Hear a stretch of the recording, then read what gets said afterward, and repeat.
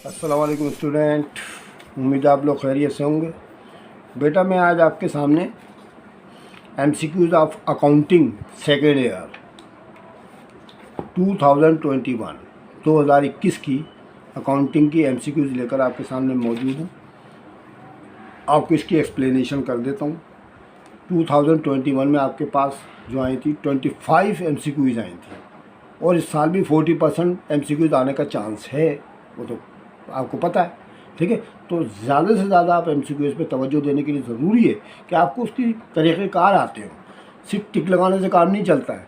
अगर आपको concept clear हो गया ना, आपको फार्मूले अगर जहन नशीन हो गए इनके, ये तो मैं आपको बताने वाला हूँ, अगर ये आपके समझ में आ गया तो आप खुद भी कर सकते हैं। आगे कोई नई अगर फ्रेश आ गई ना तो वो भी कर सकते हैं आप। ठीक है, तो शुरू करते हैं बेटा। आप इनको बड़ी तनदही से वॉचिंग कीजिएगा, मज़ा आएगा आपको बहुत। मैं आपको तरीक़ेकार के मुताबिक सारी एक्सप्लेनेशन करता चला जाऊँगा और आप इसको वॉच कीजिएगा। ठीक है, अगर आपने सब्सक्राइब नहीं किया तो सब्सक्राइब कर लें फ़ौरन। ठीक है, ये मेरी first video of the accounting for the MCQs है। ठीक है, एमसीक्यूज़ करा रहा हूँ मैं शुरू। एक काम करें, पहले एक पेंसिल ले लें और 10 एज निकाल लें।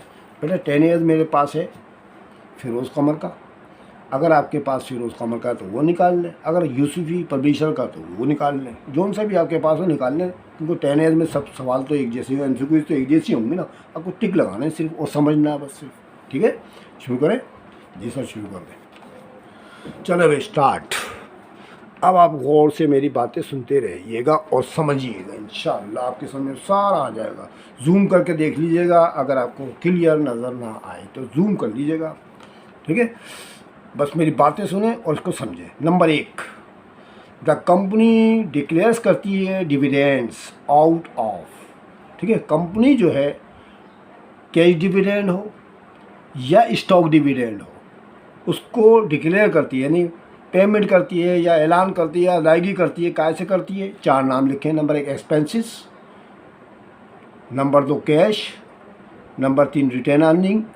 ये 3 नाम लिखे हैं इसके अंदर। तो बेटा रिटेन अर्निंग में से निकालती है वो। ठीक है, रिटेन अर्निंग में से वो डिक्लेयर करती है कैश डिविडेंड को भी और स्टॉक डिविडेंड को भी।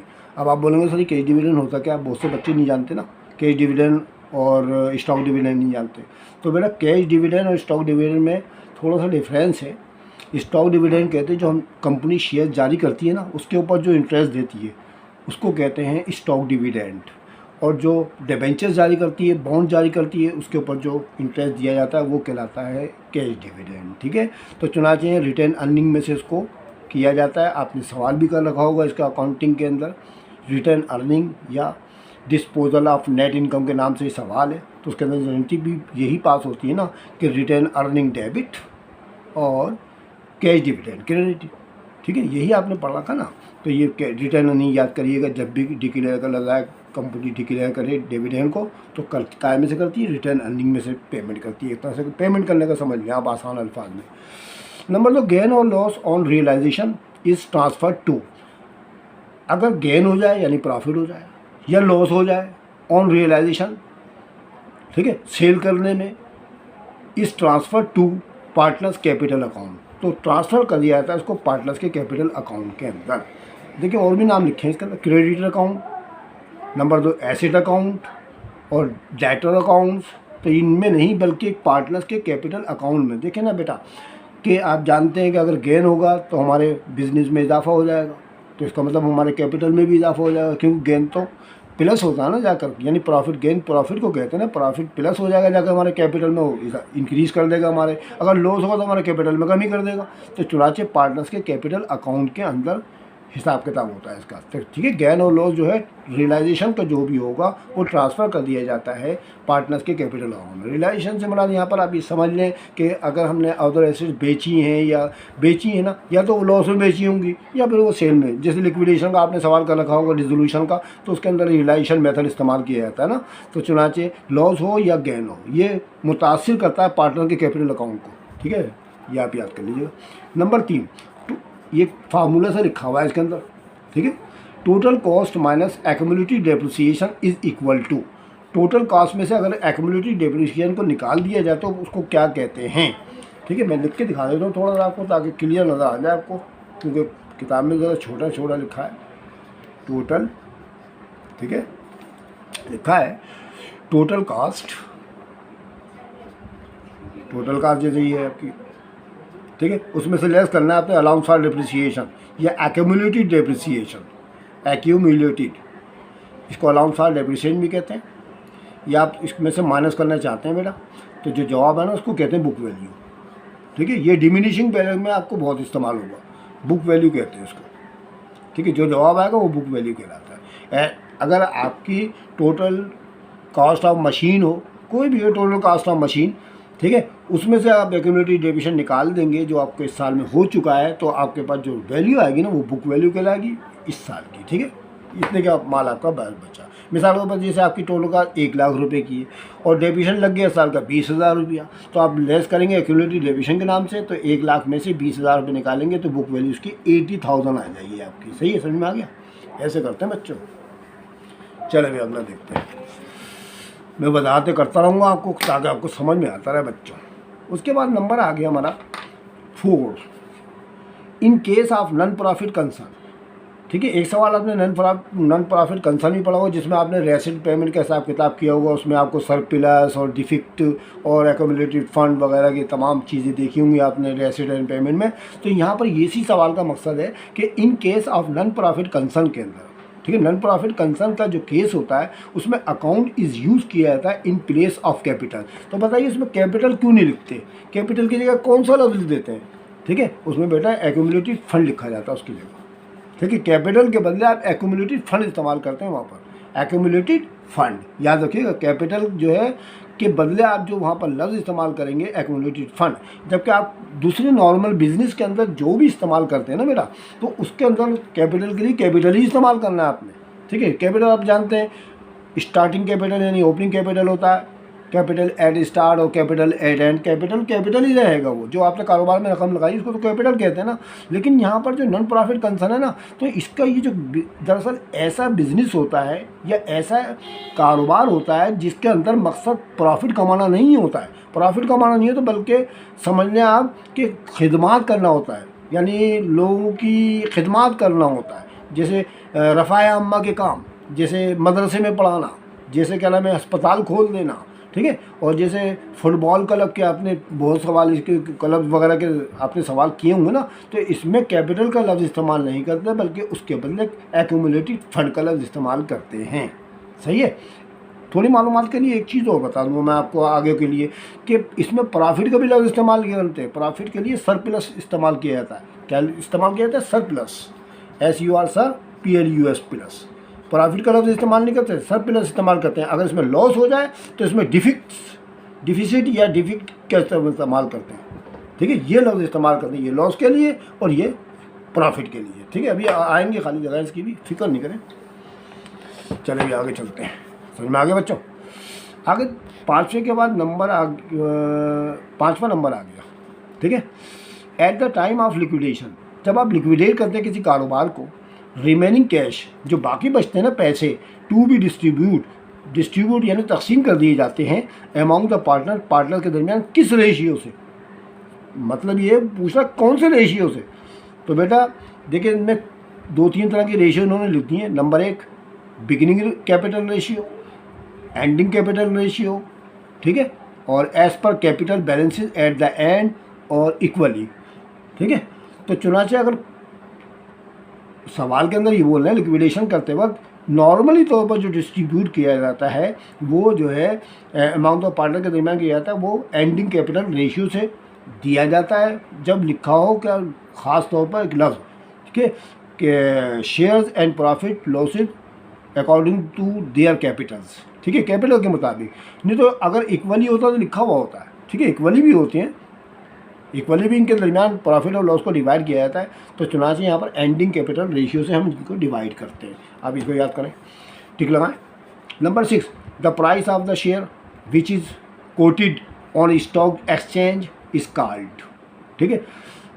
शेयर की वो कीमत, शेयर की वो प्राइस जो स्टॉक एक्सचेंज में मौजूद होती है पर डे के हिसाब से या पर पीरियड के हिसाब से, तो उसको क्या कहते हैं सर? उसको मार्केट वैल्यू कहते हैं। वो मार्केट वैल्यू कहलाती है, ठीक है, मार्केट वैल्यू कहलाएगी। जो भी शेयर की कीमत बाज़ार में चल रही होगी ना, ठीक है, स्टॉक एक्सचेंज में, तो उसको मार्केट वैल्यू कहते हैं। ठीक है, मार्केट वैल्यू याद करिएगा इसके अंदर आप।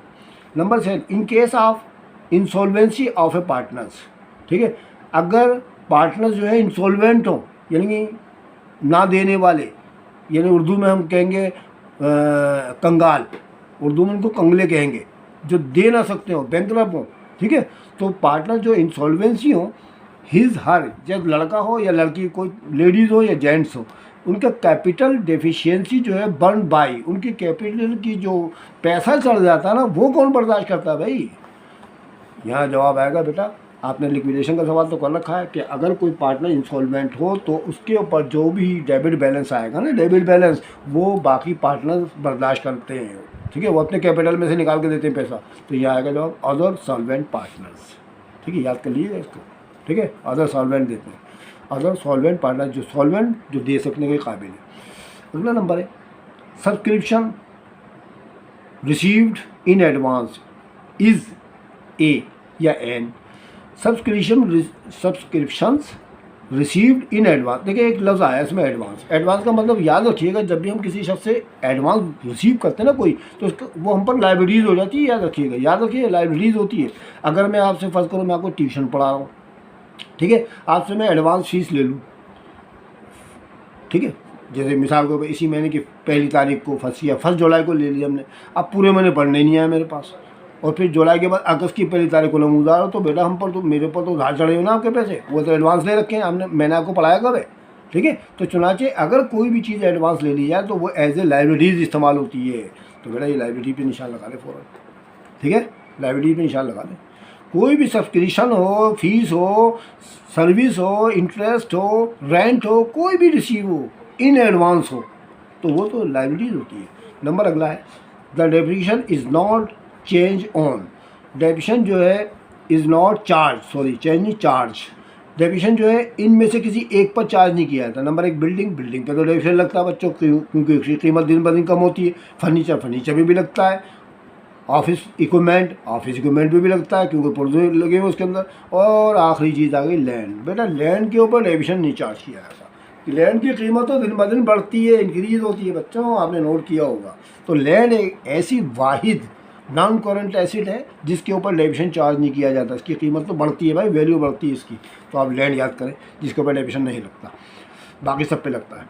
The expense incurred in the information of a company are the expenses incurred, यानी वो एक्सपेंसेस जो लगाए जाते हैं इन फॉर्मेशन ऑफ कंपनी के क़याम के वक्त, उनको क्या कहते हैं।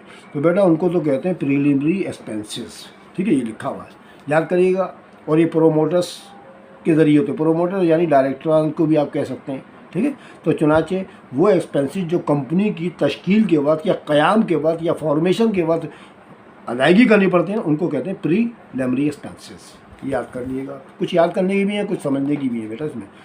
अच्छा, इफ़ शेयर आर ऑफर्ड, अगर शेयर ऑफ़र किए जाएँ at more than their par value, उसकी असल कीमत से। देखिए पार वैल्यू का मतलब असल कीमत होता है। जैसे कि शेयर होता है, उसकी नॉर्मल वैल्यू जो होती है 10 रुपीज़ होती है, उसको पार वैल्यू कहते हैं।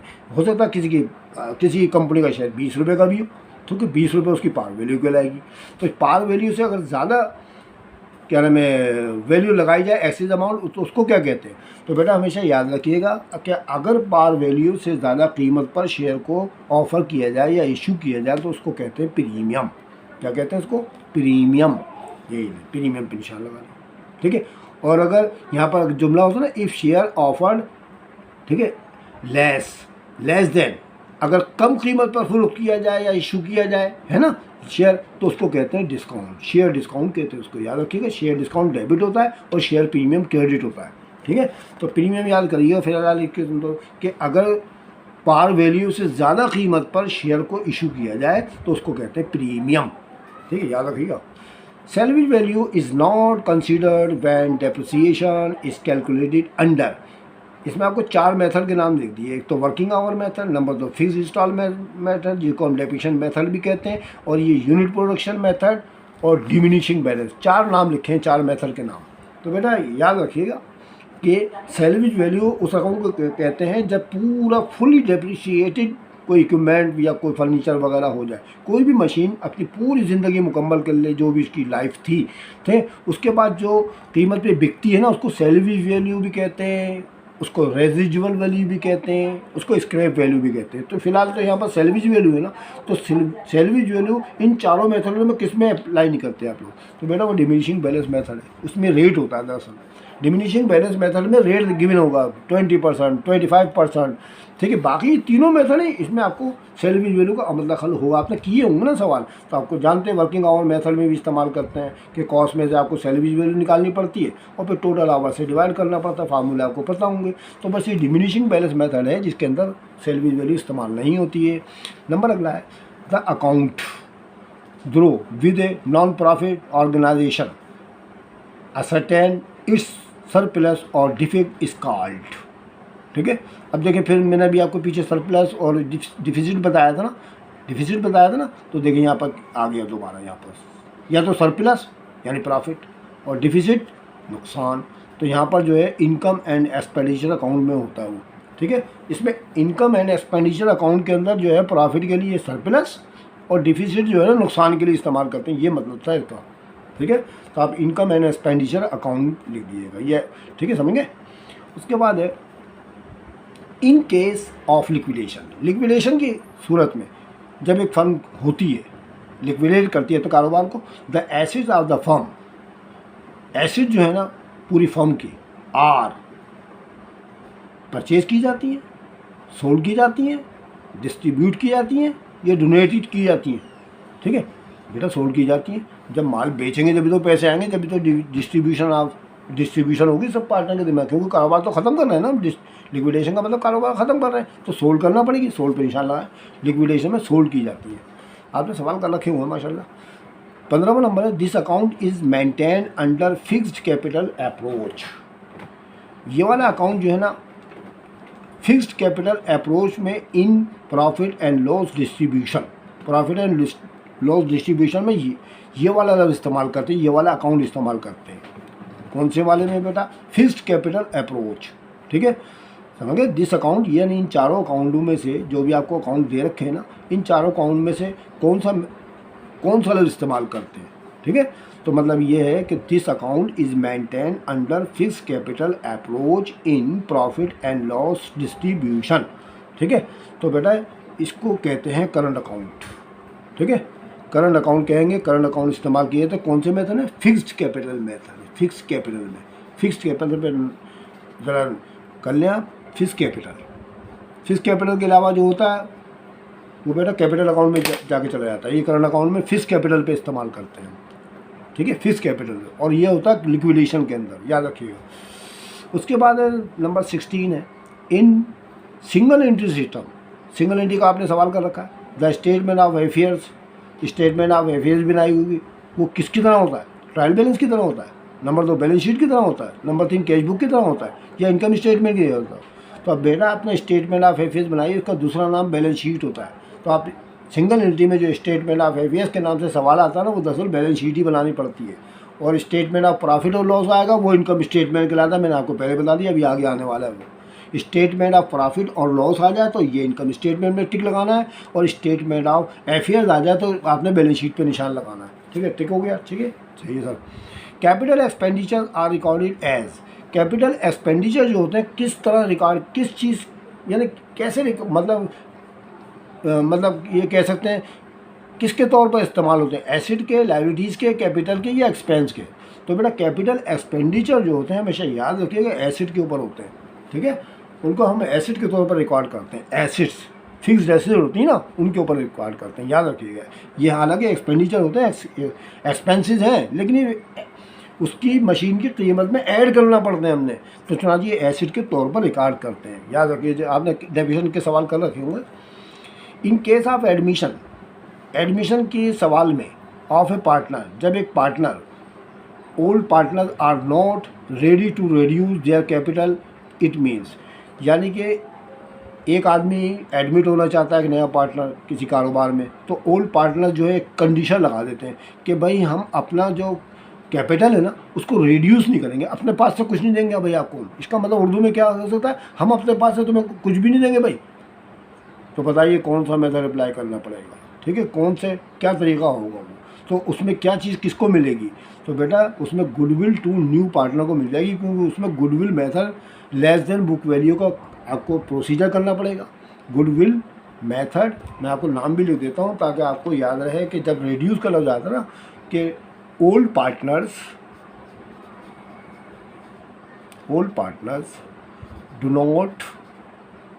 Don't reduce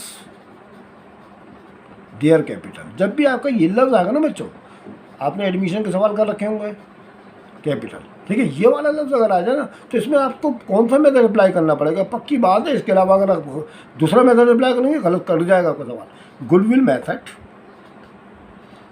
method less than book value कहलाता है, लेस देन बुक वैल्यू, ठीक है, लेस देन बुक वैल्यू इस्तेमाल करते हैं। और इसमें गुडविल जो है नए पार्टनर को जाकर मिलती है। लेस देन के जितने भी सवाल होंगे, चाहे वो बोनस के हों चाहे वो गुडविल के हो, तो उसमें जो है अगर less than book value bonus के सवाल होगा तो पुराने नए को जाकर मिलेगी, ठीक है। अभी जो है लेस देन बुक वैल्यू तो नए को जाकर गुडविल मिल जाएगी। तो गुडविल टू न्यू पार्टनर याद रखिएगा।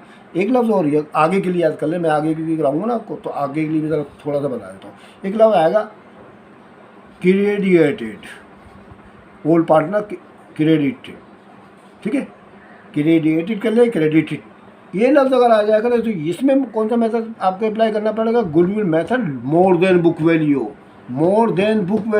और इसमें गुडविल मिलेगी ओल्ड को जाकर, ठीक है, गुडविल टू ओल्ड पार्टनर को मिलनी है। क्रेडिट का लफ्ज़ अगर आ गया तो जब सवाल आपने करे होंगे, मैं आपको आपके टीचर ने करा दिए होंगे, तो जब ये वाले लफ्ज़ आते हैं तो ये less than book value goodwill method है। इसमें जो है गुडविल मिलती है किसको जाकर, नए पार्टनर को, लेस देन है ना, इसको मिलेगी जाकर।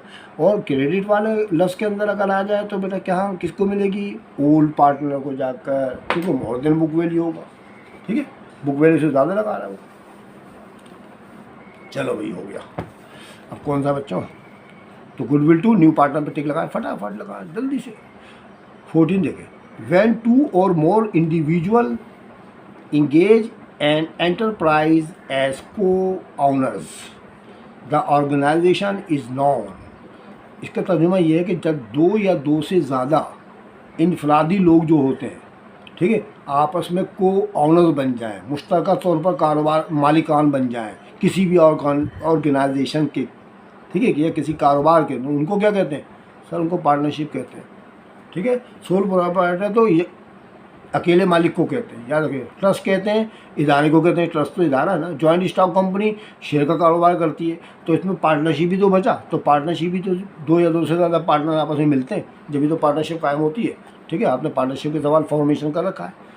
उसके बाद डिबेंचर होल्डर आर द, ठीक है, डिबेंचर बेटा मैंने आपको बताया भी था, कंपनी जो है शेयर भी जारी करती है, डिबेंचर भी जारी करती है, ठीक है। डिबेंचर की कीमत 100 रुपीज़ होती है कम से कम, ठीक है, फिक्स होती है उसकी, और शेयर की कीमत 10 रुपया है। तो डिबेंचर जो जारी किए जाते हैं वो पब्लिक को इशू किए जाते हैं, तो पब्लिक खरीद लेती है, ठीक। जब पब्लिक खरीदती है वो डिबेंचर होल्डर कहलाते हैं, वो लोग सबके सब वो डिबेंचर होल्डर कहलाते हैं। वो ज़्यादा क्रेडिटर होते हैं कंपनी के, क्योंकि बाद में कंपनी को पेमेंट करती है, भाई उनसे पैसा लेके उनसे कारोबार कर रही है ना उनका, फिर बाद में उनको पेमेंट भी तो करनी है, तो क्रेडिटर ऑफ द कंपनी कहलाते हैं डिबेंचर होल्डर, याद रखिएगा। कुछ बातें याद करने की भी होती है, ठीक है। आप आगे देखिए कुछ और भी लिखा हुआ है, ऑनर्स ऑफ द कंपनी, भाई वो ऑनर थोड़ी मालिकान थोड़ी बन जाएंगे, भाई डिबेंचर खरीद के कंपनी का मालिक थोड़ी बन जाएंगे वो। कस्टमर ऑफ द कंपनी के ग्राहक, बेटा कस्टमर को कहते हैं जो चीज़ खरीदता है और चीज़ बेचता है। जैसे मैं आपको एक पेन बेचूँ, ये वाला एक पेन बेचूँ, तो आप मेरे कस्टमर कहलाएंगे, कोई चीज़ दूंगा ना, उसमें तो शेयर या डिबेंचर बेचे जा रहा हूँ, कस्टमर थोड़ी कहलाएंगे मेरे को, ठीक है। तो समझ में आ गई बात, ये गलत सलत बातें हैं इसके अंदर लिखी हुई, मतलब इनको तो आपने नेगलेक्ट करना पड़ेगा, तो आपने जो सही चीज़ लिखनी है ना, ठीक है। अच्छा एक और भी लफ्ज़ लिखा है एम्प्लॉयज़ ऑफ द कंपनी के जो मुलाजमीन होते हैं वो कहलाते हैं डिबेंचर होल्डर। तो बेटा डिबेंचर होल्डर तो क्रेडिटर ऑफ द कंपनी होते हैं, याद रखिएगा। नंबर अगला, the nature of the insurance in transit.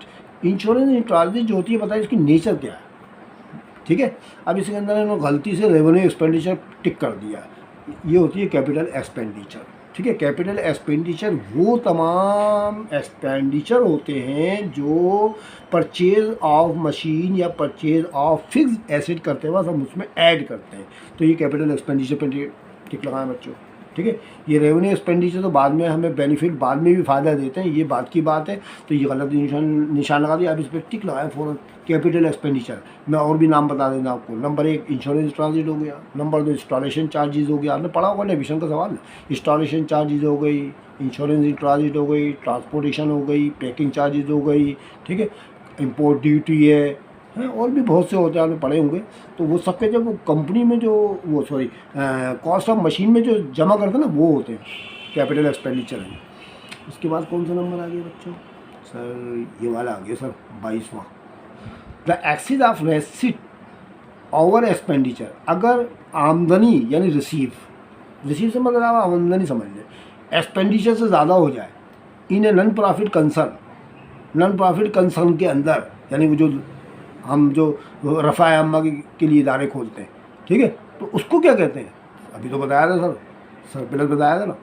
अगर रेसिट ज़्यादा हो और एक्सपेंसिस कम हो, जैसे रेसिट आपकी फर्ज करो 1 लाख रुपए आ गई, क्या आ गई? 1 लाख 100,000, और पेमेंट आपने करी है सिर्फ 60,000 रुपये की, 60,000 रुपये की, तो बचे ना पैसे भाई प्लस के नहीं बचे 40,000, तो ये कहलाएगी सरप्लस। लेकिन अगर रेसिट आपकी 1 लाख की हो और पेमेंट आपने 1,60,000 की कर दी, अब देखिए माइनस के बचेंगे 1 लाख में से, तो माइनस का 60,000 बचा ना, तो ये कहलाएगी डिफिसिट, ठीक है। समझे नहीं समझे? ऐसे करते हैं बच्चों सवाल, याद करिएगा, मैं बड़ी मेहनत से करा रहा हूँ आपको, याद ज़रूर कीजिएगा। इन केस ऑफ रिटायरमेंट, रिटायरमेंट का आ गया रिटायरमेंट, जब एक पार्टनर को रिटायर किया जाता है under the sale of interest method, इसको कहते हैं डायरेक्ट परचेज मेथड, ठीक है, डायरेक्ट परचेज मेथड। रिटायरमेंट में आपने पढ़ा होगा, ठीक है। डायरेक्ट परचेज मेथड होता है, गुडविल मेथड होता है, बोनस मेथड होता है, रिवोल्यूशन मेथड होता ना मुख्तलिफ मेथड। तो डायरेक्ट परचेज मेथड का मतलब है interest of sale, direct purchase method. Direct purchase method में क्या करता है कि एक जैसे 3 पार्टनर हैं A B C, ठीक है, ए रिटायर होना चाहता है तो बी और सी मिलकर उसके हिस्सा खरीद लेते हैं, तो उससे क्या होता है कि जो फर्म का ऑनरशिप होती है ना, यानी प्रोप्राइटरशिप जो शीट होती है उस पर कोई चेंजिंग आती है? नहीं सर, उसमें तो कोई चेंजिंग नहीं आती, क्योंकि 2 आदमी मिलकर उसका हिस्सा खरीद लेते हैं, तो उनका तो इक्विटी सेक्शन तो बराबर ही रहेगा ना, वैसे के वैसे कैपिटलों में रद्दो बदल हो जाएगा, बस एक आदमी का कैपिटल एक का ख़त्म, उन दोनों को इंक्रीज़ हो जाएंगे क्योंकि उन्होंने खरीद लिया उसका इंटरेस्ट, ठीक है। तो बस यहाँ देखिए क्या लिखा बच्चों, in case of retirement of a partner, एक पार्टनर जब रिटायर होता है under sale of interest method में, the total capital of the partnership, total capital जो पार्टनरशिप का होता है बताइए क्या हो जाएगा? नंबर 1 इंक्रीज़ हो जाएगा, नंबर 2 डिक्रीज़ हो जाएगा, नंबर 3 रिमेंस कांस्टेंट रहेगा, नॉन ऑफ दीज। तो बेटा इन्होंने गलती से इंक्रीज़ लिख दिया, तो ये आएगा आपका 3rd number, remains constant, fix रहेगा, जैसा था इतना ही रहेगा, ठीक है। आपने सवाल किया होगा रिटायरमेंट में, आपने नोटिफाई किया होगा बैलेंस शीट बनाते वक्त कि इनका कैपिटल पुराना का पुराना जितना था इतना का इतना ही रहेगा, क्योंकि एक ने बेचा 2 ने खरीदा, ठीक है। बाकी जो पैसे तो अपने प्राइवेट फंड से देते हैं ना, हमें तो हिसाब किताब कैपिटल का हिसाब किताब लगाना पड़ता है, ठीक है। तो ये इंक्रीज गलत लिखा हुआ बच्चों, इस पर हटाएं और ये रिमेंस कांस्टेंट करें। याद भी रखिएगा कि डायरेक्ट परचेज मेथड के अंदर कैपिटल जो है ना रिमेंस कांस्टेंट रहता है। अगला नंबर है discount availed during concession period is known as. Concession period होता है, आपने एक चीज़ पढ़ी होगी डेप्रिसिएशन के अंदर के सवाल, तो आपने कुछ पढ़ा होगा, मैं आपको थोड़ा सा याद दहानी करा दूँ। सबसे पहले तो होती है लिस्ट प्राइस, आपको कास्ट मालूम करनी पड़ती है ना किसी मशीन की, तो पहले लिस्ट प्राइस होती है, ठीक है। अब लिस्ट प्राइस में से आप एक चीज़ निकालते हैं, लेस करते हैं, ठीक है। ट्रेड डिस्काउंट माइनस कर देते हैं, लीजिए आपके पास एक फिगर आ गई फर्स्ट की है, ठीक है, और उसमें से लेस करते हैं कैश डिस्काउंट। लीजिए आप जब माइनस करते हैं आप कोई परसेंट वगैरह होता है, जैसे 5% इस रकम का निकालते हैं, आपने करेंगे ना सवाल से, तो आपके पास ये इनवाइस प्राइस तकरीबन आ जाती है। सेल टैक्स अगर हो तो जमा कर लेते हैं इसके अंदर, ठीक है, यही होता है ना हमारे पास। तो कैश इस लाइन का क्या मकसद ज़रा देखें क्या लिखा है इसके अंदर। ये लिखा है कि discount availed discount avail during concession period, और ये एक पीरियड के अंदर होता है ये, ठीक है। इसकी रेशियो आपने पढ़ी भी होगी, 2/10 N/30, ये एक पीरियड दे दिया जाता है कि अगर आपने 10 डेज़ के अंदर मेरे पैसे दिए थे तो 2% डिस्काउंट दूंगा, और 30 डेज़ के पूरा मुकम्मल आपको आपकी लिमिट है, ठीक है। तो 2% आपको डिस्काउंट कब मिलेगा, जब आप 10 डेज़ के अंदर अंदर, इसको कंसेशन पीरियड कहते हैं 10 डेज़ को, ठीक है। तो यही मकसद यहाँ पर भी है, क्या मैंने आपको तफसील से बता दिया है कि discount availed during concession period is known as cash discount. Trade discount तो बेटा सबको मिलता है, एक बात याद रखिएगा बच्चों, ट्रेड डिस्काउंट सबको देती कम, जो भी आप परचेज करने जाएंगे ना कोई भी मशीन, ट्रेड डिस्काउंट सबको मिलेगा, चाहे उधार खरीदें चाहे नकद खरीदें, ट्रेड डिस्काउंट को सबको मिलता है। सेल डिस्काउंट को अंदर होता ही नहीं, कोई भी बेचने थोड़ी खरीदने के लिए गए। क्वांटिटी डिस्काउंट, इसमें कोई एक मशीन खरीदें या 50 मशीनें खरीदें, इसमें क्वांटिटी का कोई कैद नहीं है, ठीक है। इसके अंदर कैश डिस्काउंट होगा, कंसेशन का जैसे ही लगा है अपना कैश डिस्काउंट के ऊपर टिक लगाना फटाफट।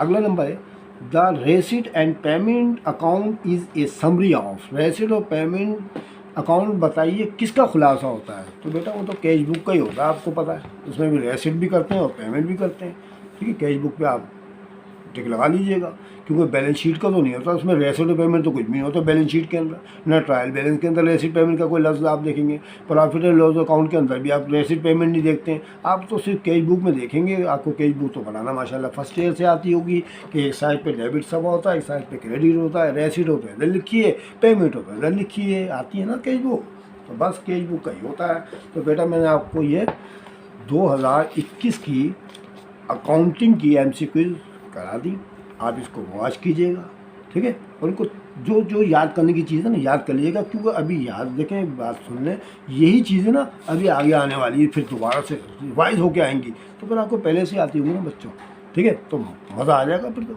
भाई मैं तो आपको तलकीन कर रहा हूँ इस बात की कि जो याद करने वाली चीज़ें तो आप याद कर लीजिएगा, ठीक है ना। अच्छा ठीक है, समझ में आ गई। अच्छा, अच्छी लग रही है वीडियो, अगर अच्छी लग रही हो तो बेटा लाइक करना मत भूलिएगा, अपने दोस्तों को साथियों को शेयर करें। इंशाल्लाह अगली वीडियो में फिर आपसे मुलाकात होगी, तब तक के लिए खुदा हाफिज़।